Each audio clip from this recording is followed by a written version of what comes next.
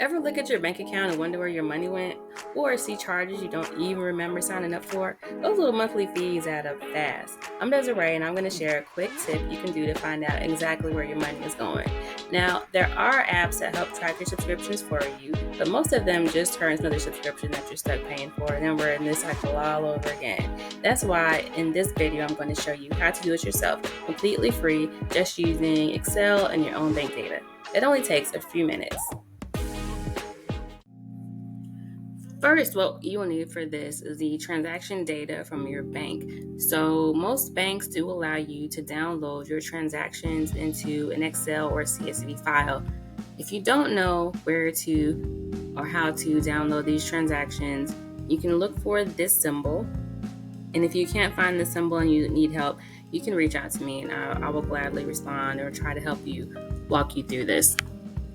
There are also some banks that only allow you to download the PDF statements. And if that's the case, there are other softwares that allow you to change your PDF file into an Excel file. My favorite is bankstatementconverter.com, but this will allow you to make your Excel file out of that PDF file so we can do the same thing.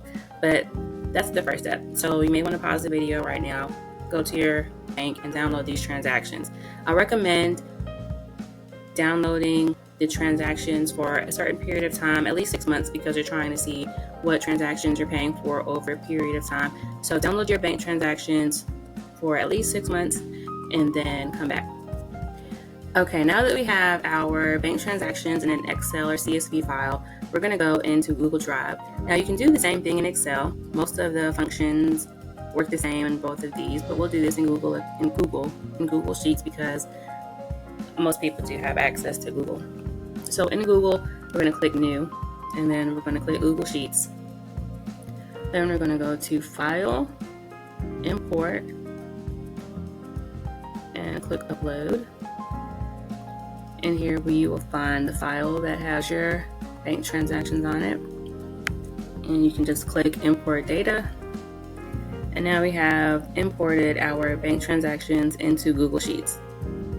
So most Excel files from banks have the same typical columns. They'll have a column that has the date, a column that has a description, and a column that has an amount, and usually a check number, and they may have other columns, but the main ones we are concerned about are the ones that have the date, the description, and amount. Now we will have to format this a little bit to make it work the way we want it to work. So first we're going to get this date into a format that is helpful for us. So we're going to insert one column left. And since we want to track this by months, we're going to create a column that we're going to call month. And then we're going to use this formula called month. It was already automatically filled what we want. So we're just going to click enter here. And it has returned the number 1 for January. So we can drag this all the way down, and then we'll have a number for each month of the year.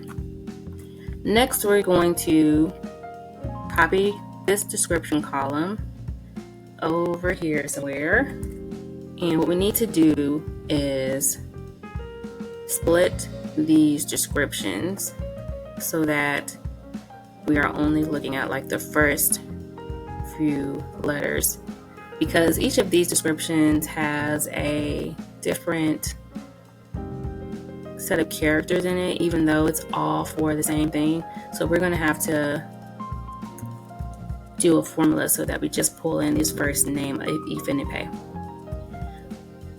So we're going to go to data,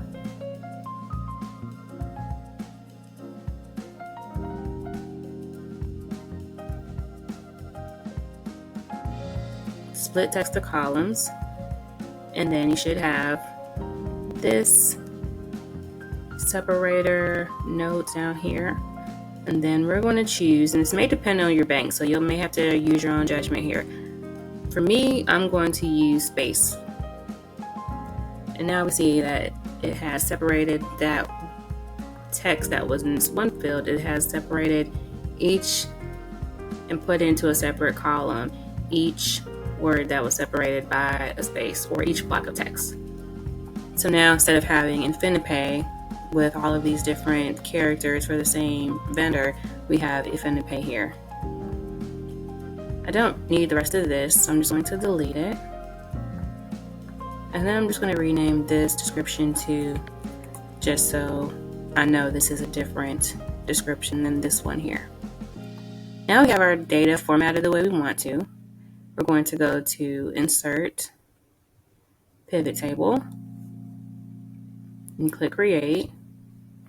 And we have this pivot table editor over here on the right side. We're going to grab the month and we're going to put it in the columns section. We're going to grab description 2, or whatever you decided to choose, the reformatted descriptions. We're going to put that into the rows section. And then we're going to grab amount and we're going to put that into the value section. So what we have here is a pivot table with each of our vendors and how much we paid them in each month. So if I'm looking at my first one, I can see that at first I was paying them $10, and then it increased to $29.95 in March and April. I have my firm, and that's monthly bank statement converter. So a lot of these, you can just see all your subscriptions each month right here. And then you can also just see how much you're paying, how much you've paid each one year to date in this column right here. So this is pretty helpful to see where your money is going. So I hope this was helpful.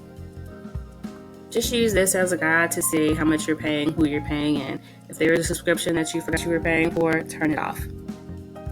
If you have any questions about this video, feel free to send me a DM. If you picked up something new, hit that like button. And if you'd like me to cover another tip, drop a comment below. Thanks for watching.